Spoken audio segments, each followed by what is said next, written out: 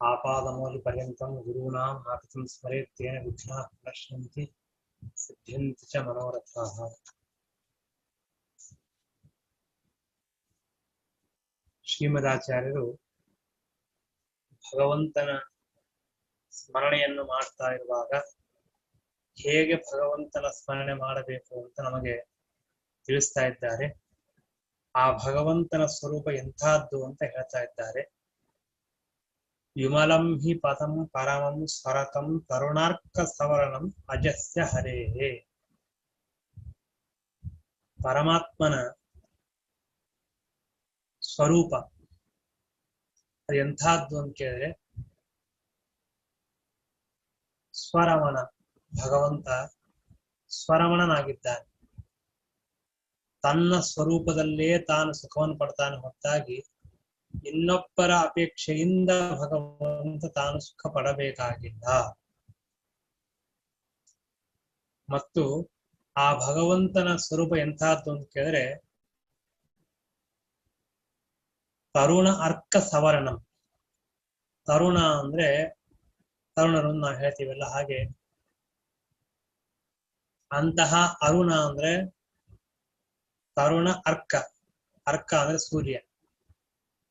ಈಗ ಉದಯಿಸಿರ್ತಕ್ಕಂತಹ ಸೂರ್ಯ ಸ್ವಲ್ಪ ಸೂರ್ಯೋದಯ ಅಲ್ಲ, ಅದಾದ್ಮೇಲೆ ಇರುವಂತಹ ಸೂರ್ಯ ಹೇಗೆ ಪ್ರಕಾಶಮಾನನಾಗಬೇಕು ಹಾಗೆ ಸವರ್ಣಂ ಅಂದ್ರೆ ಆ ರೀತಿಯಾಗಿಯೇ ಪ್ರಕಾಶಮಾನನಾದ ಅಂತರ್ಥ. ತರುಣಾರ್ಕ ಸವರ್ಣಂ. ತರುಣನಾದ ಅರ್ಕ ಯಾವ ರೀತಿಯಾಗಿ ಪ್ರಕಾಶಮಾನನಾಗಿರುತ್ತಾನೆಯೋ, ಆ ಸೂರ್ಯ ಯಾವ ರೀತಿಯಾಗಿರ್ತಾನೆಯೋ ಅದೇ ರೀತಿಯಾಗಿ ಪ್ರಕಾಶಮಾನನಾಗಿರ್ತಕ್ಕಂತಹವನು ಭಗವಂತ. ಭಗವಂತನ ಸ್ವರೂಪ ಅಂತಹದ್ದು. ಎಂತಹದ್ದು? ಅತ್ಯಂತ ಪ್ರಕಾಶಮಾನವಾಗಿರುವಂತಹದ್ದು. ಮತ್ತು ವಿಮಲಂ ಪರಮಂ ಪದಂ ನಾವು ತಿಳ್ಕೊಂಡಿದ್ದೇವೆ. ಪರಮಾತ್ಮನ ಸ್ವರೂಪ ಎಂತಹದ್ದು ಪ್ರಕಾಶಮಾನವ ಅಂತಂದ್ರೆ, ನಾವು ಜಗತ್ತಲ್ಲಿ ನೋಡ್ತಕ್ಕಂತಹ ಕೆಲವು ವಸ್ತುಗಳು ಮಾತ್ರ ಪ್ರಕಾಶಮಾನವಾಗಿದೆ. ಲೈಟ್ ಇದೆ ಅಥವಾ ದೀಪಗಳಿದೆ. ಕೆಲವು ವಸ್ತುಗಳು ಮಾತ್ರ ಪ್ರಕಾಶಮಾನ. ಈಗ ವಜ್ರ ಇರಬಹುದು ಅಥವಾ ಬೇರೆ ವಸ್ತುಗಳು ಕೆಲವು ಪ್ರಕಾಶಮಾನವಾಗಿದೆ. ಆದ್ರೆ ಎಲ್ಲ ವಸ್ತುಗಳು ಕೂಡ ಪ್ರಕಾಶಮಾನವಾದ್ದಲ್ಲ. ಭಗವಂತನ ಸ್ವರೂಪ, ಭಗವಂತನ ದೇಹ ಇಂಥದ್ದು ಅಂತ ಕೇಳಿದ್ರೆ ಅದು ಭಾರೀ ಪ್ರಕಾಶಮಾನವಾಗಿರ್ತಕ್ಕಂಥ ದೇವರ ಒಂದು ಚಿಂತನವನ್ನು ಮಾಡ್ತಾ ಇರುವಾಗ ಭಗವಂತ ರಾಮ, ಕೃಷ್ಣ, ವೇದವ್ಯಾಸ ಪರಮಾತ್ಮನ ಎದುರಿಗೆ ಬಂದಿದ್ದಾನೆ ಅಂತ ಇಟ್ಕೊಳ್ಳೋಣ. ಆ ವೇದವ್ಯಾಸ ರೂಪಿಯಾಗಿರ್ತಕ್ಕಂತಹ ಭಗವಂತನ ಚಿಂತನವನ್ನು ಮಾಡ್ತಾ ಇರುವಾಗ ವೇದವ್ಯಾಸ ದೇವರ ಮುಖ, ಕಣ್ಣು ಹಾಗೂ ಕೈಕಾಲುಗಳು, ಅವರ ಸಂಪೂರ್ಣವಾಗಿರ್ತಕ್ಕಂತಹ ಪುರುಷ ಆಕಾರ ಏನು ದೇಹ ಇದೆ, ಆ ಸಂಪೂರ್ಣವಾಗಿರ್ತಕ್ಕಂತಹ ದೇಹವು ಕೂಡ ಅತ್ಯಂತ ಪ್ರಕಾಶಮಾನವಾದದ್ದು.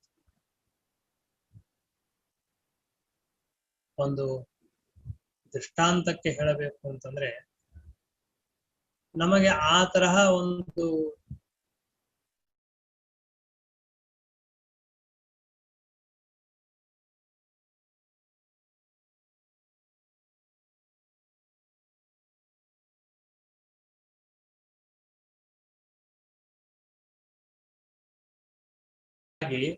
ಯಾವುದೇ ವ್ಯಕ್ತಿಯನ್ನು ನೋಡ್ಬೇಕಾದ್ರೆ ನಾವು ಪ್ರಕಾಶ ಲೈಟ್ ಹಚ್ಚಿ ಆ ವ್ಯಕ್ತಿಯನ್ನು ನೋಡ್ಬೇಕಾಗ್ತದೆ.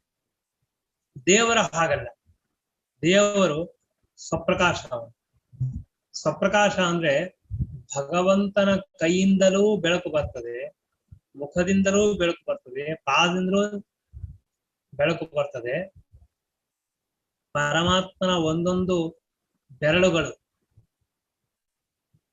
ಅದರಿಂದಲೂ ಕೂಡ ಬೆಳಕು ಬರ್ತದೆ. ಅಂದ್ರೆ ಒಟ್ಟಾರೆ ಆ ಭಗವಂತನ ಸ್ವರೂಪವೇ ಪ್ರಕಾಶಮಯವಾಗಿರ್ತಕ್ಕಂಥದ್ದು.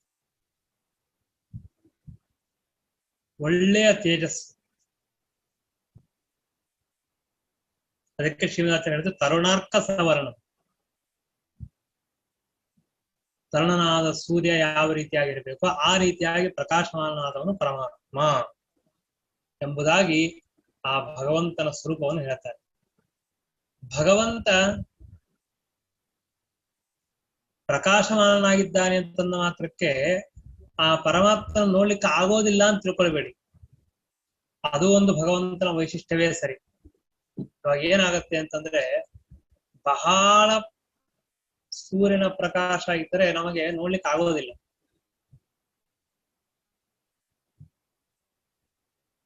ದೇವರಿಗೆ ಎಷ್ಟೇ ಪ್ರಕಾಶ ಇದ್ದರೂ ಭಗವಂತ ನಮಗೆ ಎಷ್ಟು ನೋಡ್ಲಿಕ್ಕೆ ಯೋಗ್ಯನೋ ಅಷ್ಟೇ ಪ್ರಕಾಶವನ್ನ ನಮಗೆ ಪ್ರಕಟ ಮಾಡಿ ನಮಗೆ ತೋರಿಸ್ತಾನೆ.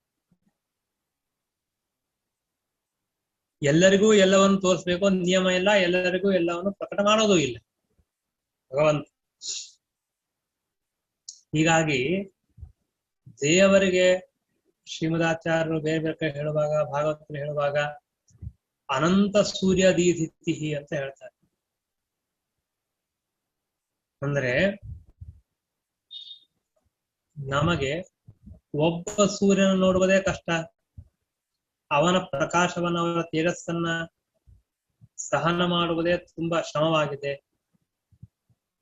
ಹಾಗಿದ್ದಾಗ ದೇವರಿಗೆ ಒಬ್ಬ ಸೂರ್ಯ ಅಲ್ಲ, 2 ಸೂರ್ಯ ಅಲ್ಲ, 3 ಸೂರ್ಯ ಅಲ್ಲ, 4 ಅಲ್ಲ, 5 ಅಲ್ಲ, 10 ಅಲ್ಲ, 1000 ಸೂರ್ಯರು ಏಕಕಾಲಕ್ಕೆ ಪ್ರಕಟರಾದ್ರೆ ಎಷ್ಟು ಕಾಂತಿ, ಎಷ್ಟು ಬೆಳಕಿರಬೇಕು ಅಷ್ಟು. ಅನಂತ ಸೂರ್ಯದ ಇದೆ ಅಂತ, ಅನಂತ ಸೂರ್ಯರು ಪ್ರಕಾಶಮಾನವಾದರೆ ಎಷ್ಟೋ ಅಷ್ಟು ಪ್ರಕಾಶ ದೇವರಿಗಿದೆ ಅಂತ ಹೇಳ್ತಾರೆ.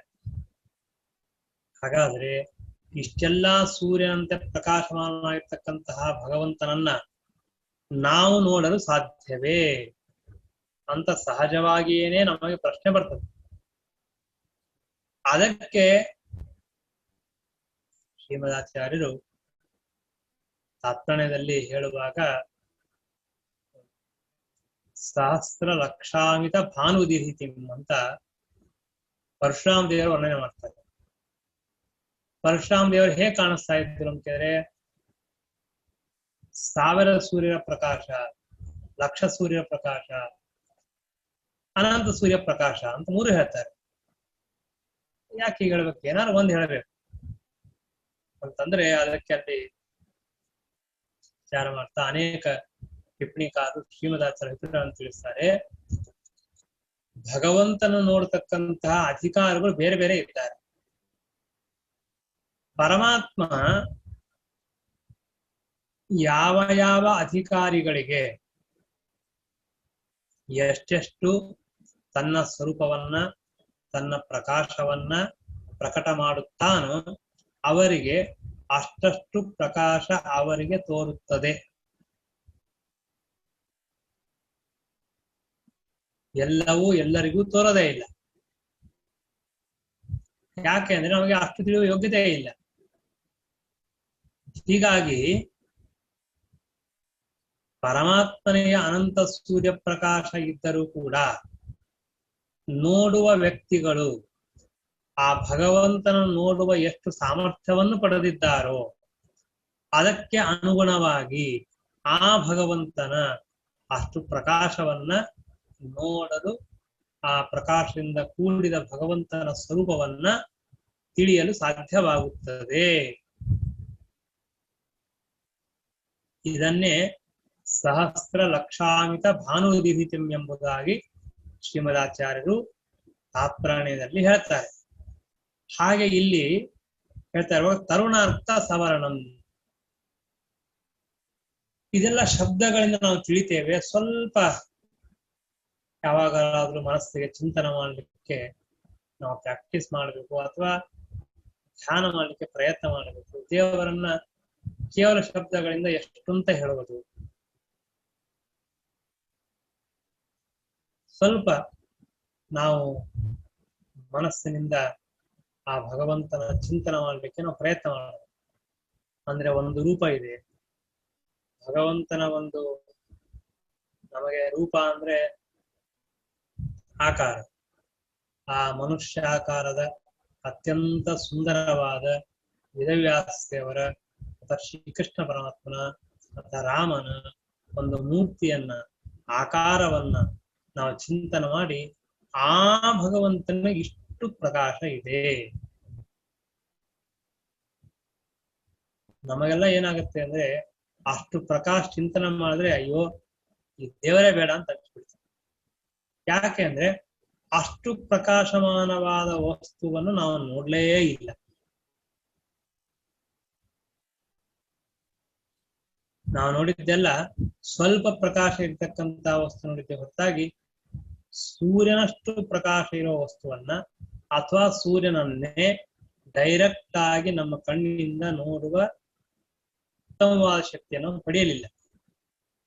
ಹೀಗಾಗಿ ಭಗವಂತನ ನೋಡುವಾಗಲೂ ಕೂಡ ಅಷ್ಟು ಪ್ರಕಾಶಮಾನವಾದ ಭಗವಂತನ ಸ್ವರೂಪ ಅಂತ ಹೇಳಿದಾಗ ನಮಗೆ ಏನೋ ಒಂದು ವಿಕಾರವಾಗಿ ವಿಚಿತ್ರವಾಗಿ ನಮ್ಮ ಅನುಭವಕ್ಕೆ ಬಾರದ ಅಥವಾ ಸೌಂದರ್ಯ ಇಲ್ಲದ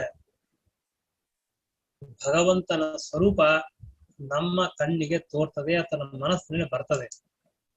ಶ್ರೀಮದಾಚಾರ್ಯರು ಹಾಗೆ ಹೇಳ್ತಾ ಇಲ್ಲ. ಹಾಗಾದರೆ ಯಾವ ಪರಮಾತ್ಮನ ಸ್ವರೂಪ ಅತ್ಯಂತ ಶ್ರೇಷ್ಠವಾಗಿದೆ, ಯಾವ ಭಗವಂತನ ಸ್ವರೂಪ ಅತ್ಯಂತ ಸುಂದರವಾಗಿದೆ, ಯಾವ ಭಗವಂತನ ಸ್ವರೂಪ ಅತ್ಯಂತ ಕೋಮಲವಾಗಿದೆ, ಯಾವ ಭಗವಂತನ ಸ್ವರೂಪ ಅತ್ಯಂತ ಹೃದಯಂಗಮವಾಗಿದೆ, ಅಂತಹ ಭಗವಂತನ ಸ್ವರೂಪವೇ ಪ್ರಕಾಶಮಾನವಾಗಿದೆ.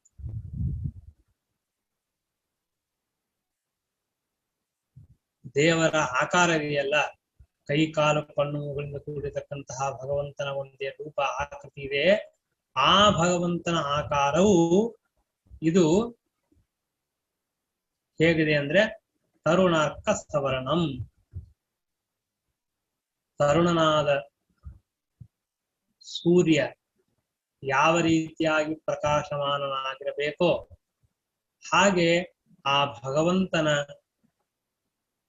ರೂಪ ಅಷ್ಟು ಪ್ರಕಾಶಮಾನವಾಗಿದೆ. ಅಂತಹ ವಿಮಲಂ, ಯಾವ ದೋಷ ಇಲ್ಲದೆ ಇದೆ. ನಾನು ಅದಕ್ಕೆ ಹೇಳಿದೆ, ಯಾವ ದೋಷ ಇಲ್ಲ ಅಂದ್ರೆ ಇದನ್ನು ಅದರ ತಿಳಿಸ್ಕೋಬೇಕು. ಬಹಳ ಪ್ರಕಾಶ ಇದೆ, ನೋಡ್ಲಿಕ್ಕೆ ಆಗೋದಿಲ್ಲ ಅನ್ನೋದೇ ಒಂದು ದೋಷ ಆ ವಸ್ತುವಿನಲ್ಲಿ. ಈ ಒಂದು ವಸ್ತು ಬಹಳ ಬಿಸಿ ಇದೆ ಅಂತ ತಿಳ್ಕೊಳ್ರಿ. ಬಹಳ ಬಿಸಿ ಇದ್ರೆ ಹತ್ರ ಹೋಗ್ಲಿಕ್ಕೆ ಆಗೋದಿಲ್ಲ, ಮುಟ್ಲಿಕ್ಕೆ ಆಗೋದಿಲ್ಲ, ಅದನ್ನ ನೋಡ್ಲಿಕ್ಕೆ ಆಗೋದಿಲ್ಲ, ತುಂಬಾ ದೂರ ಇದ್ದು ಬಿಡ್ತೀವಿ. ಹಾಗೆ ದೇವರ ಸ್ವರೂಪವು ಕೂಡ ಬಹಳ ಪ್ರಕಾಶಮಾನವಾಗಿದೆ, ತುಂಬಾ ಬಿಸಿಯಾಗಿದೆ, ನಮಗೆ ಹತ್ರ ಹೋಗ್ಲಿಕ್ಕೆ ಸಾಧ್ಯನೇ ಇಲ್ಲ. ಅಥವಾ ಅದಕ್ಕೆ ಬಹಳ ಬಿಸಿ ಆದ್ರೆ ಬಹಳ ಪ್ರಕಾಶಮಾನ ಆಗಿಬಿಟ್ರೆ ನಮಗೇನಾಗತ್ತೆ, ನಮಗೆ ಅದು ಹೊಂದಲಿಕ್ಕೆ ಯೋಗ್ಯವಾಗುವುದಿಲ್ಲ, ನಮಗೆ ಅದು ಬೇಡ ಅಂತ ತೋರುತ್ತೆ. ಉದಾಹರಣೆ ಹೇಳ್ಬೇಕು ಅಂದ್ರೆ, ನಿಮಗೆ ಬಿಸಿಲು, ಚಳಿ ಇದ್ದಾಗ ಬಿಸಿಲು ಬೇಕು ಅಂತ ಎಲ್ಲರೂ ಹೇಳ್ತೀವಿ. ಆದರೆ ಚಳಿ ಇಲ್ಲ, ಮಧ್ಯಾಹ್ನ 1-2 ಗಂಟೆಗೆ ತುಂಬಾ ಬಿಸಿಲು, ಆ ಬಿಸಿಲು ಬೇಕು ಅನ್ನೋ ಅಪೇಕ್ಷೆ ಮಾಡ್ತೇವೆ, ಮಾಡೋದಿಲ್ಲ ಯಾರು. ಅಯ್ಯೋ ಈ ಬಿಸಿಲು ಬೇಡ ಬೇಡ ಅಂತ ಎಲ್ಲ ಬಹಳ ಶಕ್ತಿ ಆಗ್ತದೆ, ತಾಪವಾಗುತ್ತೆ, ಕಷ್ಟವಾಗುತ್ತೆ, ಆದ್ರಿಂದ ಬೇಡ ಅಂತ ಎಲ್ಲಾರು ದೂರನೇ ಹೋಗ್ತಾರೆ. ಹಾಗೆ ಭಗವಂತನು ಕೂಡ ತಾನು ಪ್ರಕಾಶಮಾನನಾಗಿದ್ದಾನೆ, ತುಂಬಾ ಪ್ರಕಾಶ ಇದೆ, ಬಹಳ ಆ ಪರಮಾತ್ಮನಿಗೆ ಕಾಂತಿ ಇದೆ, ಆ ದಿನ ದೂರ ಇರಬೇಕು ಅಂತ ಅನ್ಸಿಬಿಟ್ರೆ ಏನು ಉಪಯೋಗ ಆಗತ್ತೆ?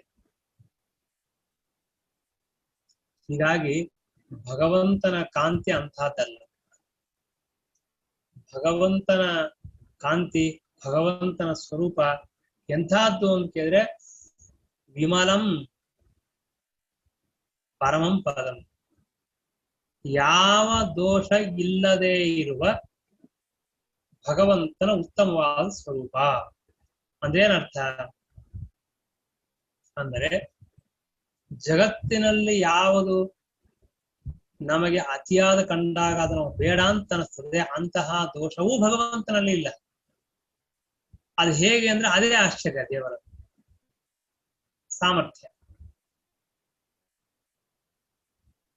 ಒಂದು ವಸ್ತು ಗಟ್ಟಿಯಾಗಿರತ್ತೆ, ಇಲ್ಲ ಮೃದುವಾಗಿರತ್ತೆ.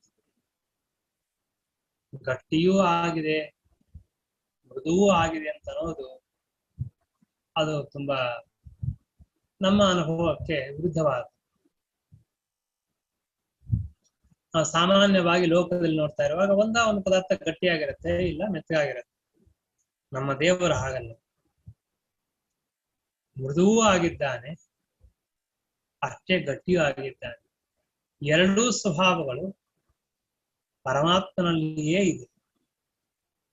ಆದರೂ ಭಗವಂತನಿಗೆ ಯಾವ ತರಹದ ಅಂದ್ರೆ ಅಸಾಧ್ಯವಾದದ್ದು ಇದು ಹೇಗಿಲಿಕ್ಕೆ ಸಾಧ್ಯ ಅಂತಿಲ್ಲ. ಯಾಕೆಂದ್ರೆ ಅಚಿಂತ್ಯವಾದ ಅದ್ಭುತವಾದ ಶಕ್ತಿಯಿಂದಿರತಕ್ಕಂತಹ ಭಗವಂತ ಎಲ್ಲ ಗುಣಗಳನ್ನ ಎಲ್ಲ ಧರ್ಮಗಳನ್ನ ತಾನು ಪಡೆದಿದ್ದಾನೆ. ಆದ್ರೆ ಯಾವುದೂ ದೇವರಿಗೆ ಬೇಡಾದದ್ದಲ್ಲ, ನಮಗೂ ಬೇಡಾದದ್ದಲ್ಲ. ಅಂಥದ್ದು ಭಗವಂತನ ಸ್ವರೂಪ. ಯಾಕೆ ಅಂತಂದ್ರೆ ದೇವರು ಹೇಗಿದ್ದಾನೆ? ಜ್ಞಾನಾನಂದ ಸ್ವರೂಪ ನೀವು ಅನೇಕ ಬಾರಿ ಕೇಳ್ತೀವಿ. ದೇವರ ಕೈಕಾಲುಗಳಿದೆಯಾ? ಓ, ಅವಶ್ಯವಾಗಿದೆ. ಕೈ ಇದೆ, ಕಾಲಿದೆ, ಕಣ್ಣು, ಪುರುಷಾಕಾರ ಭಗವಂತನೇ ಅವಶ್ಯವಾಗಿ ಉಂಟು. ಹಾಗಾದ್ರೆ ಮನುಷ್ಯನಂತೆ ದೇವರಿಗೆ ಆಕಾರವಿದ್ದ ಮಾತ್ರಕ್ಕೆ ಈ ತರಹದ ಪ್ರಾಕೃತವಾದ ಭೌತಿಕವಾದ ಜಡವಾದ ವಸ್ತುವಿನ ಏನೊಂದು ಆಕಾರವನ್ನು ನಾವು ನೋಡ್ತೇವೆ, ಹಾಗೆ ಭಗವಂತನಿಗುಂಟೋ? ಇಲ್ಲ, ಆಕಾರ ಇದೆ. ಆದರೆ ಎಂಥ ಆಕಾರ ಇದೆ? ಅಪ್ರಾಕೃತವಾದ ಜ್ಞಾನಾನಂದಮಯವಾದ ಆಕಾರ ಪರಮಾತ್ಮನಿಗೆ ಉಂಟು. ಅಪ್ರಾಕೃತವಾದಿದೆ ಹೊರತಾಗಿ ಪ್ರಾಕೃತವಾಗಿರ್ತಕ್ಕಂಥ ಸರ್ವತಾ ಇಲ್ಲ. ಹೀಗಾಗಿ ಆ ನಮಗೆ ಎಷ್ಟೋ ಬಾರಿ ಅನಿಸ್ತದೆ, ಜ್ಞಾನಾನಂದಮಯ ಅಂತ ಹೇಳ್ತಾರೆ, ಅಪ್ರಾಕೃತ ಅಂತ ಹೇಳ್ತಾರೆ. ಆ ದೇವರನ್ನ ಕೈಯಿಂದ ಗಟ್ಟಿಯಾಗಿ ಮುಟ್ಟಿ ನೋಡಬಹುದೇ?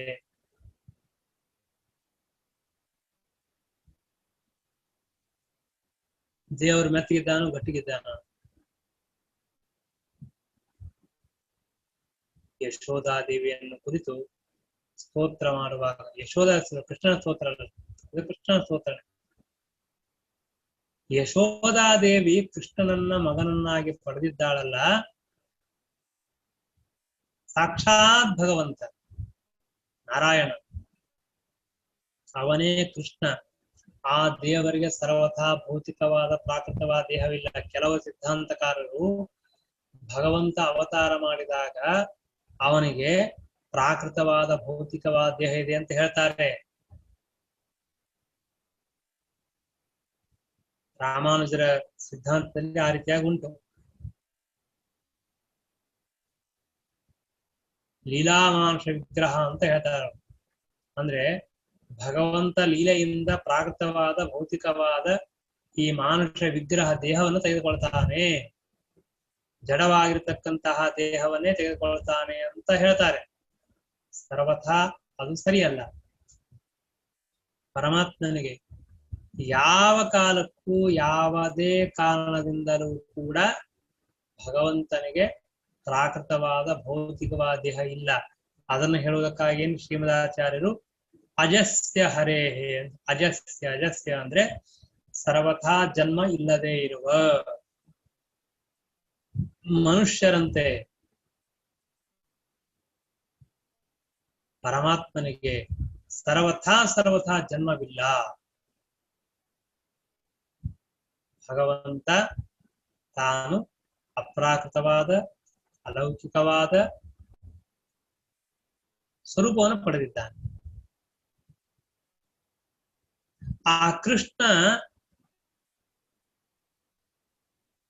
ನಮ್ಮಂತೆ ಕೈ ಕಾಲು ಕಣ್ಣುಗಳನ್ನು ನೋಡಿರ್ತಕ್ಕಂತಹ ಆಕಾರದಿಂದ ಕೂಡಿರುವ ಭಗವಂತನನ್ನ ಆ ಯಶೋಧಾರಿ ಎತ್ಕೊಳ್ತಾರೆ, ಕರೀತಾರೆ, ಕೂಡಿಸ್ತಾರೆ, ಮಾತಾಡ್ತಾರೆ. ನೋಡ್ರಿ ಅವಾಗ ಹೇಗಿದೆ ಅಂದ್ರೆ ಮನುಷ್ಯನ ಪ್ರಾಕೃತವಾದ ದೇಹ ಹೇಗೆ ಇರಬೇಕೋ ಹಾಗೆ ಭಗವಂತನ ದೇಹ ಇದೆ, ಹಾಗೇ ಇದೆ. ಅದೆಲ್ಲ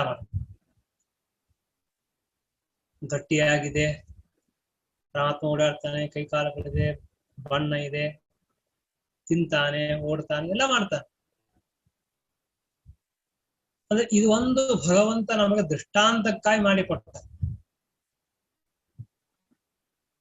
ಎಷ್ಟು ವಿಚಿತ್ರ ಅಂದ್ರೆ, ಯಾವ ಕೃಷ್ಣ ಯಶೋಧಾ ದೇವಿಯ ಜೊತೆಗೆ ಇದ್ದ, ಓಡಾಡ್ತಿದ್ದ, ಗೋಪಾಲಕರ ಜೊತೆಗೆ ಇದ್ದ, ಎಲ್ಲ ವ್ಯವಹಾರ ಮಾಡ್ತಾ ಇದ್ದ, ಅದೇ ಪರಮಾತ್ಮ ಸಾವಿರ ಸಾವಿರ ಲಕ್ಷ ಲಕ್ಷ ಕೋಟಿ ಕೋಟಿ ಸೂರ್ಯ ಪ್ರಕಾಶ ಉಳ್ಳವನಾಗಿದ್ದಾನೆ.